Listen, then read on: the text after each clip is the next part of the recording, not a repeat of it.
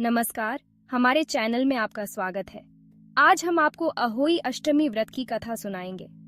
यह व्रत विशेष रूप से माताओं द्वारा अपने बच्चों की लंबी आयु, स्वास्थ्य और समृद्धि के लिए रखा जाता है। चलिए, इस पवित्र कथा को विस्तार से सुनते हैं। इस कथा की शुरुआत एक छोटे से गांव से होती है, जहां एक महिला अपने 7 पुत्रों के साथ रहती थी।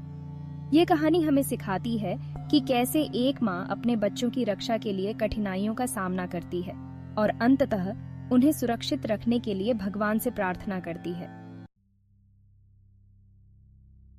बहुत समय पहले एक गांव में एक महिला रहती थी, जिसके 7 पुत्र थे। दीपावली के समय घर की सजावट के लिए वह पास के जंगल से मिट्टी खोदने गई। जैसे ही वह मिट्टी खोद रही थी, उसका कुदाल गलती से एक शेरनी के छोटे से शावक पर जा लगा, जिससे शावक की मृत्यु हो गई।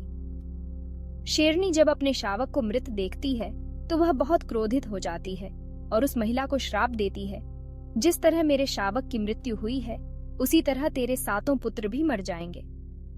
समय के साथ शेरनी का श्राप सच हो गया और महिला के बेटे एक एक करके मरने लगे।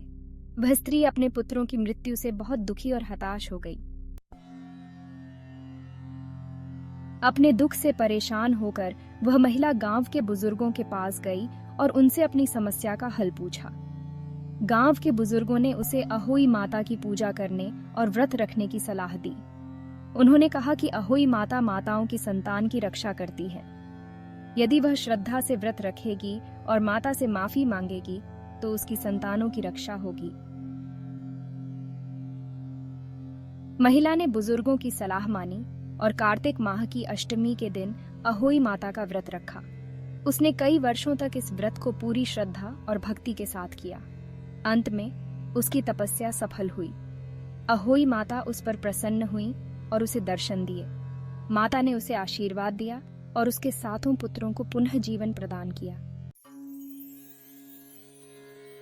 इस प्रकार अहोई माता की कृपा से उस स्त्री के सभी पुत्र जीवित हो गए और उसका घर फिर से खुशियों से भर गया।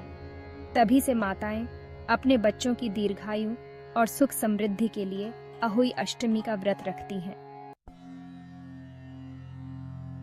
इस प्रकार अहोई अष्टमी व्रत की कथा हर माँ के दिल में श्रद्धा और भक्ति का भाव जगाती है।